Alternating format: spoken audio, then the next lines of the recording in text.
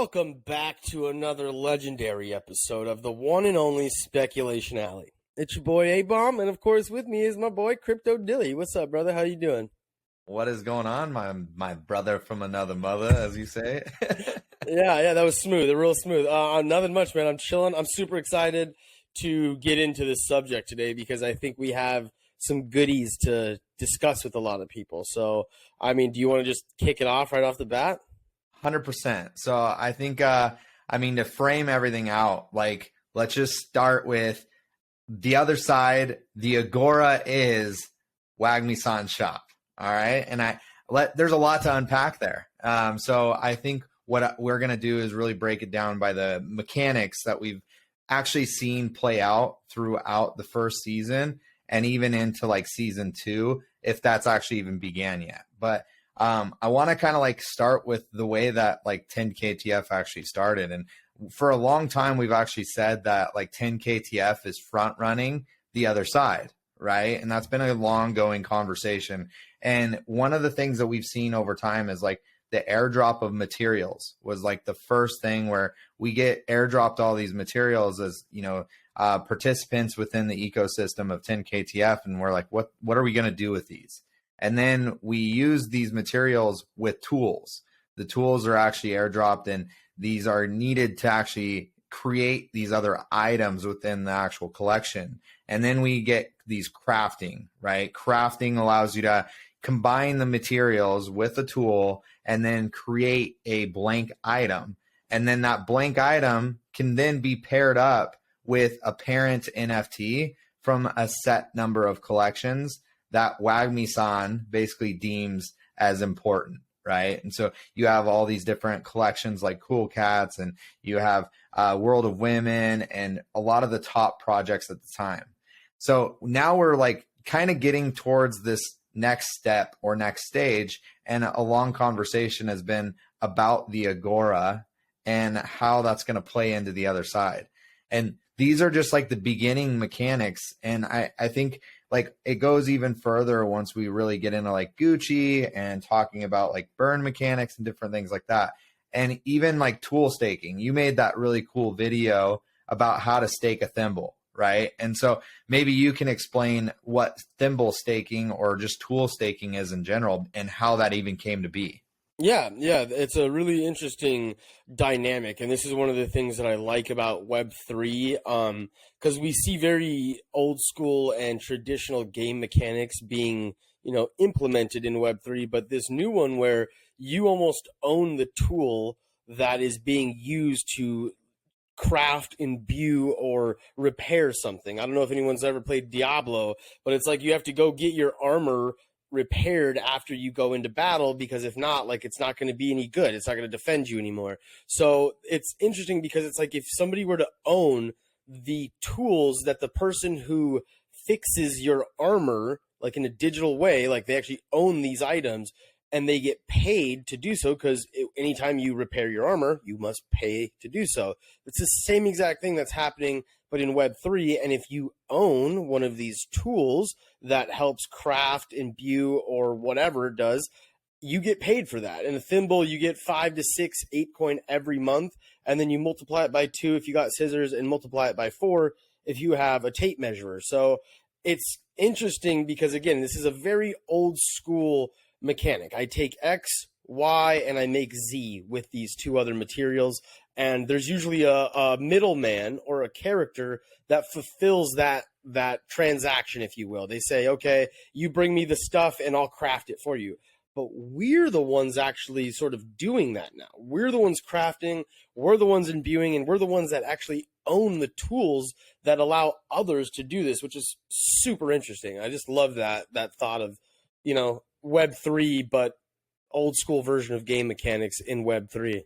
Awesome. Well, and I think that's what we're seeing at play, right? Like if you think about the Agora and you place wagmi-san at the center of the Agora, who's like dishing this out, right? You come to wagmi-san and you have all these players that, own the tools, and then you need to repair an item in game for the other side. You as a tool owner will receive ape coin, right? And we get paid an ape.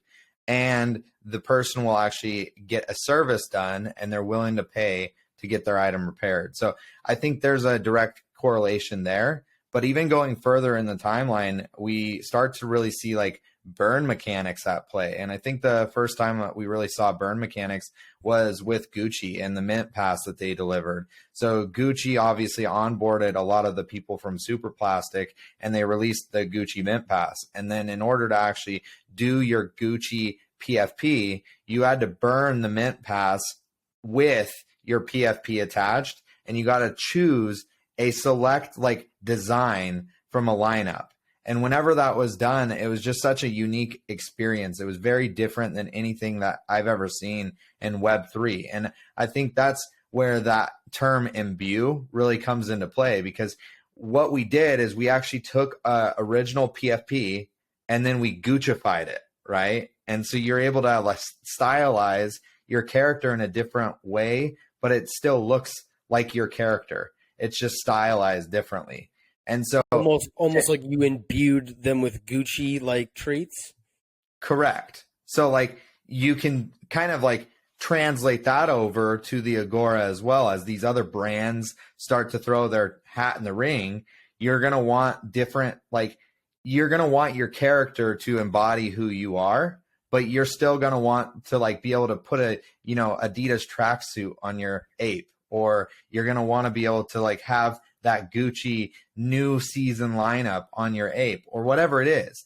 So like that, in my opinion, is something that like they were testing the mechanics for the other side right there with the Gucci partnership. Now we obviously have Puma in the mix too. We know that that's coming and how they're going to play into that with the Agora as well. So what I really love about what 10KTF has done is, we talked about this with Jesse Bryan, as they position themselves as a digital fashion company, right? And that's definitely what I think we're going to see a lot more of as we kind of see the Agora take place. And so the burn mechanic with Guccification and like imbuing different items, is there any elaboration on that you think you can add on to?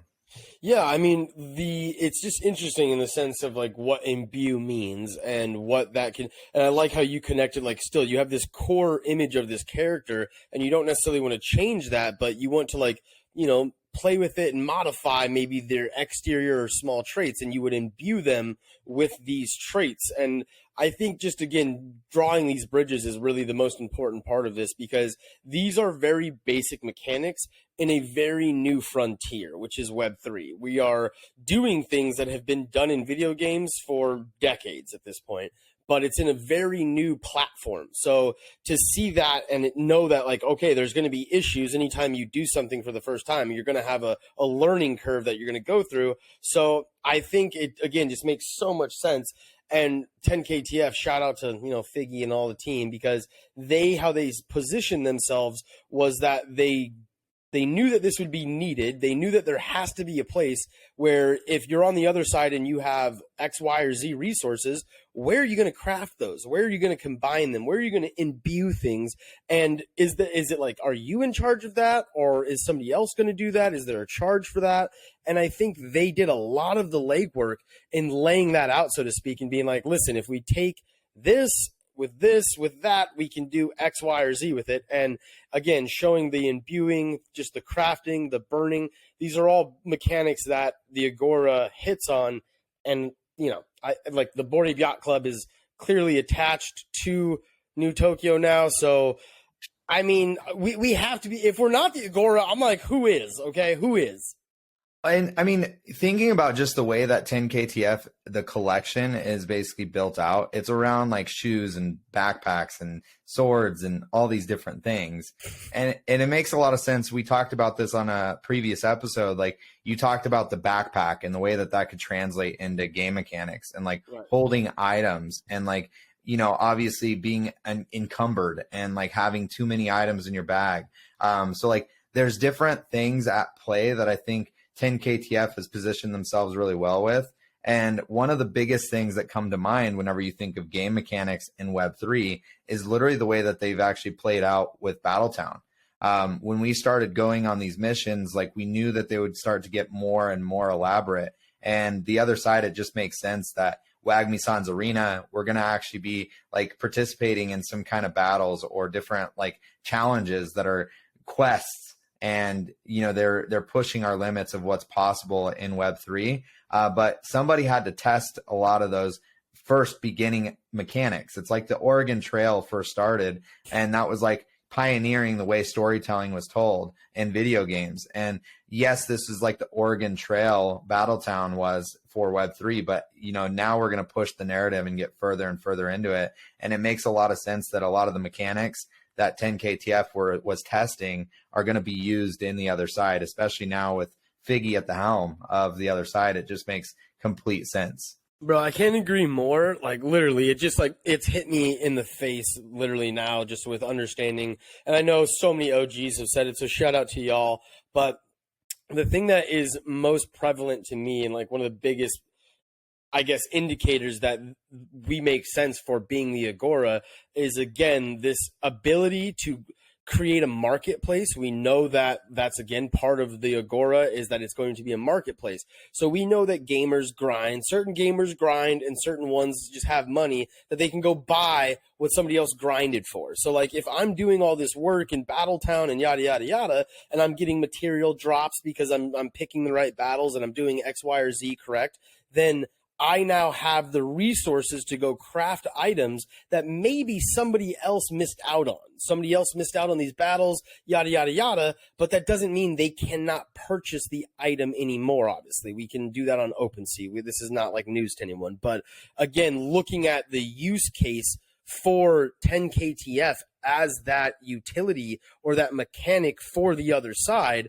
being the place where you go and you're like, hey, bro, like, I need one of these items. Like, and my guild is going on a mission and I need a flamethrower or I need a sword or I need X, Y, or Z. It makes sense that you would have this marketplace where you can do the same thing, where we were telling people you can go buy a blank day pack, but also look at the price of the materials that it takes to craft that item. Same exact mechanics are going to be in the Agora. And on the other side, you're going to have people just collecting resources, selling those resources on the other side, aka I think 10KTF's New Tokyo, and there'll be people that'll be on there and they'll be buying some of those and they'll be crafting them. There'll be people that are just purely going out and grabbing all the resources and then crafting them to get this either greater resource or that end result. And I just, again, it just makes so much sense. I would be terribly surprised to find out if wagmi-san is not that guy for the other side.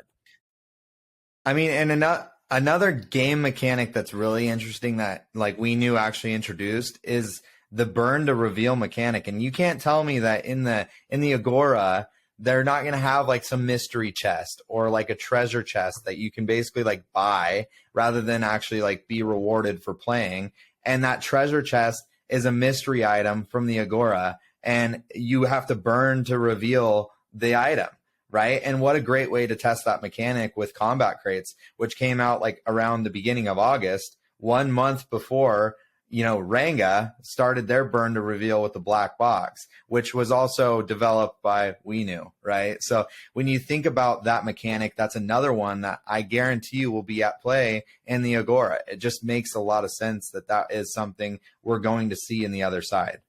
See, that's a really interesting thing that you just hit on right there, right? Because, like, if we do find, like, think about imbuing really quick. And if somebody's like, hey, I have this thing and I'm going to imbue it with some either, like, magical quality or trait that will spit out a randomized effect with it, right? Like, either it's going to be a water item, it's going to be a land item, just examples here. But this is really interesting to have that now where you almost have, which all the degenerates love. Come on, guys. We love pulling one-on-ones when we paid, you know what I mean, the mint price for it. And that's what people will get, and that's what will drive people. Yeah, Dilly, kill it, like the king of one-of-ones over here. But that's what I think will drive more interest and intrigue is that mechanic, that burn mechanic, essentially, is like you not knowing exactly what you're going to receive. And I think that also the factor of imbuing some of these things, like whether it's like a chest and you're like, you know what, I'm not going to open the chest yet. I'm going to imbue it and then I'll open it, because if I imbue it, it'll give it a higher like quality or whatever the hell. So there's just so many potentials that it could go into. But again, seeing Bored Ape Yacht Club attached to New Tokyo and everything Gordon and Beeple were talking about him being the first one to welcome you to the other side in the metaverse, I don't see how it doesn't make sense. He's going to kiss you on the forehead, right? And right. I think with that like comment right there, I mean, you also have the dynamic aspect, which is kind of what you're hinting at, is like a dynamic NFT. We know that, you know, We Knew is a very great developing team. Like their development side is insane, but you look at the Kagami and we know that that's a dynamic NFT. What does that mean? And the future of what will happen within the other side, if you have a Guccified ape and then you can imbue it with these other things, that's going to make it to where it's just a much more rare item that also is tradable, right? And maybe in the future of the way that we view NFTs is that you actually have like an NFT that then you can add and attach a bunch of items like what Beep Boop Bots is doing right now with Build Your Bots. And you're able to really assemble your own unique character within the game that then you could sell or, you know, piece apart and sell the different pieces. So with 10KTF, it just makes a lot of sense that it's come full circle. And I think the description of the Agora, I'm just going to read it out. Voyagers come together to buy, sell, barter, and trade for what you need, or craft new items from raw materials. Let us build, create, and innovate with each other. If that doesn't sound like 10KTF shop, I don't know what does. That literally is what we've done all of season 1, and it's going to be what we do in the Agora for the other side. There's no question in my mind. The last thing I want to add to that, just like nail in the coffin, is again, like, why would Yuga like buy 10KT? Why would they buy We Knew Labs in the first place? They have to have a use case for that company, or else they're just like throwing a money around willy-nilly, and that doesn't make sense for them as far as scaling. So if, like we've said, we're the guinea pigs for the other side and all these mechanics that are going to take place, I just like, it's been staring us dead in the face, and I feel like just now I've opened my eyes. So I don't know. The big slap to the face is after like filming this and really like saying it out loud, you're like, did they actually buy 10KTF, or were they working with each other the whole time? That is really a question that comes to play whenever we started getting introduced to a lot of these game mechanics, because we know that the Bored Ape Yacht Club is where 10KTF started. Figgy was dropping these, you know, modified high tops in the Bored Ape Discord. That's where it literally incubated and the idea started. So, yep. I mean, I think that's a good wrap up. So if you want to send us off. Yeah, well, thank you everyone for joining us on another legendary episode of Speculation Alley. Appreciate you guys taking the time out of your busy weeks to join us. We do one of these videos every single Wednesday. We drop it on our YouTube, so give us a like, give us a subscription. We try to give you guys value and pump our bags, obviously. Hashtag Speculation Alley, hashtag pump our bags. But we hope to see you next time. Please join the Twitter spaces that we have every Wednesday as well at 5 p.m. Pacific Standard Time. We'll be holding it down and talking about these topics and hopefully getting some more alpha from the community and yourselves. So thank you guys for coming. Have a good week. If you liked it, make sure you subscribe, baby. Let's go. Pump our bags. Pump those bags. Peace.